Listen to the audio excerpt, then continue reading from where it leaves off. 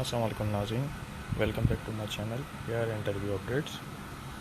सबसे पहले डिस्क्लेमर, जैसा कि आपको पता है कि हम कोई ऑफिशियल इमिग्रेशन अटर्नी और इमिग्रेशन लॉयर नहीं है। इनकेस अगर आप कोई लीगल एडवाइस चाहते हैं तो अपने इमिग्रेशन अटर्नी और लीगल एडवाइज़र से कंसल्ट कर सकते हैं। तो आज हम डिस्कस करेंगे interview preparation for the US spouse, जो कि कैटेगरी होती है हमारी IR1 CR1 वीज़ा कैटेगरी के बारे में। अच्छा, सबसे पहले हम जो डिस्कस करेंगे इसके अंदर कि हमारे जैसे इंटरव्यू लेटर रिसीव हुआ है, फिर उसके बाद हमें कौन कौन से स्टेप्स लेने और कब कब क्या क्या हमें करना है। तो इसके अंदर आज जो हम चीज़ें डिस्कस करने जा रहे हैं, मेडिकल अपॉइंटमेंट्स, कौन कौन से डॉक्यूमेंट्स रिक्वायर होंगे, और इस्लामाबाद एम्बेसी हमें कितने दिन पहुंचना है और वहां जाकर क्या स्टेप्स हमें लेने हैं। तो इन सब के बारे में आज हम डिस्कस करने जा रहे हैं जी। तो सबसे पहले हमें क्या करना है, हमें जो है वो मेडिकल के लिए कंफर्मेशन करनी है। अगर मैं बात करूं कराची से, तो कराची में जो है वो यूएस एम्बेसी जब आपको एक इंटरव्यू लेटर आता है तो उसके साथ साथ उन्होंने वो भी मेंशन किया होता है कि उनके कौन से अप्रूव मेडिकल सेंटर हैं उस सिटी के अंदर। अगर मैं कराची की बात करूं तो यहाँ पर हमारे पास एक विल केयर है, और इस्लामाबाद की और लाहौर की वहाँ अलग अलग उनके अप्रूव मेडिकल सेंटर्स हैं। तो यहाँ हमें क्या करना है, जिस दिन इंटरव्यू लेटर हुआ उसके वेरी नेक्स्ट डे हमें मेडिकल सेंटर कॉल करके और अपॉइंटमेंट हमारी बुक करनी है, और फिर हमें वेरी नेक्स्ट डे ही करनी है। एज सुन एज जितना जल्दी हो सके हमें अपॉइंटमेंट बुक करनी है। इनकेस अगर आप डिले करते हैं तो ये जो है फिर आपके लिए प्रॉब्लम बन सकती है। तो कोशिश ये करें जितना जल्दी हो सकता है अपना मेडिकल कंफर्मेशन करवा लें। अच्छा, मेडिकल लेटर आपने जैसे ही वहाँ पे कॉल करके बुक करवा ली, स्लॉट आपको मिल गया, उन्होंने कहा कि आप कल या परसों इस दिन आप हमारे यहाँ पर आ जाइएगा।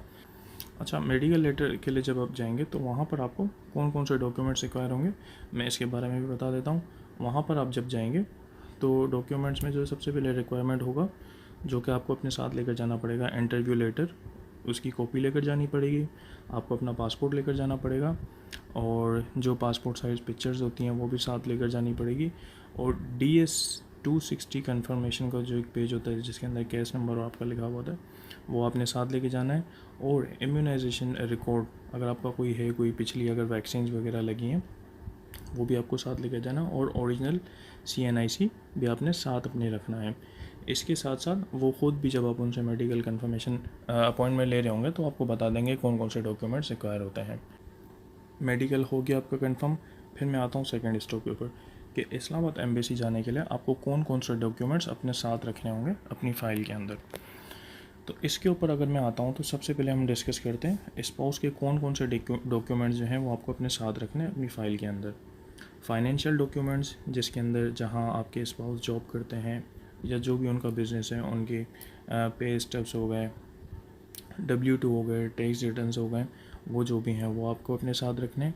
उसके बाद जो है रेजिडेंस प्रूफ, इन केस अगर आपके स्पाउस का US में अपार्टमेंट है या हाउस है तो उसके जो इलेक्ट्रिक के बिल्स आते हैं उनकी आपने कॉपीज़ रखनी है। वाटर टैक्स के जो बिल्स होते हैं उनकी आपको कॉपी रखनी है, और अगर गैस के भी कुछ बिल्स वगैरह हैं तो उनको भी अपने पास रखना है। ठीक है, ये हो गया उनके रेजिडेंस प्रूफ। उसके साथ आपके स्पाउस के जो है वो पासपोर्ट, क्योंकि ज़ाहिर सी बात है आपका स्पाउस अगर US में है तो आपको उनके पासपोर्ट की कलर कॉपीज़, ड्राइविंग लाइसेंस की कॉपीज़, और उनके सिटीज़नशिप लेटर, जो लेटर ऑफ नेचुरलाइजेशन होता है, और वो भी अपने साथ रखना पड़ेगा। इसके बाद अब बात आती है एप्लीकेंट्स के कौन से डॉक्यूमेंट्स रिक्वायर होंगे। अच्छा, तो एप्लीकेंट्स के जो डॉक्यूमेंट्स रिक्वायर होंगे, सबसे पहले आपको मैरिज डिवोर्स सर्टिफिकेट्स रखने होंगे। इन केस अगर आपकी प्रीवियसली कोई डिवोर्स हुई है या कोई शादी हुई है तो उसके मैरिज जितने भी सर्टिफिकेट्स हैं, डिवोर्स और मैरिज, वो आपको दोनों रखने हैं। अच्छा, मैरिज और डिवोर्स सर्टिफिकेट में आपको इनके जो एक मस्जिद का निकाहनामा होता है वो भी साथ रखना पड़ेगा। एक ट्रू ट्रांसलेशन होती है वो भी बनवानी पड़ेगी, और एक जो पड़ेगी, और इसके साथ साथ जो एक नादरा का मैरिज सर्टिफिकेट बनता है वो भी साथ रखना पड़ेगा। एज इट इज़ अगर आपके स्पाउस की प्रीवियसली कोई मैरिज हुई है तो उनकी भी ये सारी चीज़ें आपको रिक्वायर्ड होंगी, divorce certificate and marriage certificates. इसके साथ साथ आपको अपने एक पिक का एल्बम रखना है, जो भी शादी के हैं, कोई हनीमून्स वगैरह आपने अगर गए हैं साथ तो उनकी पिक्चर्स रखनी है, पासपोर्ट साइज़ पिक्चर्स जो है। अच्छा, यहाँ पर जो है वो पासपोर्ट साइज़ इनकी जो पिक्चर है वो अलग एक रिक्वायरमेंट है, वो मैं लिंक बायो में डाल दूँगा। वो अपने साथ लेके जानी है, अपना original passport, original CNIC, DS-260 form यहाँ भी अपने साथ लेके जाना है, और एक I-864 जो फॉर्म होता है वो भी साथ लेके जाना है एज मच। अगर वहाँ पर रिक्वायरमेंट जो भी आपके इंटरव्यू के होगी जब लेटर आएगा तो उसके साथ डॉक्यूमेंट्स भी उसके अंदर मेंशन होते हैं कौन कौन से लेके जाना है, लेकिन ये एक सेफ साइड के लिए मैं बता रहा हूँ, ये भी आप साथ लेकर जाइएगा। अब हम बात करते हैं कि इस्लामाबाद पहुँचने की। अच्छा, इस्लामाबाद आप कोशिश कीजिएगा कि एटलीस्ट 2 दिन पहले इस्लामाबाद आप पहुँच जाएँ।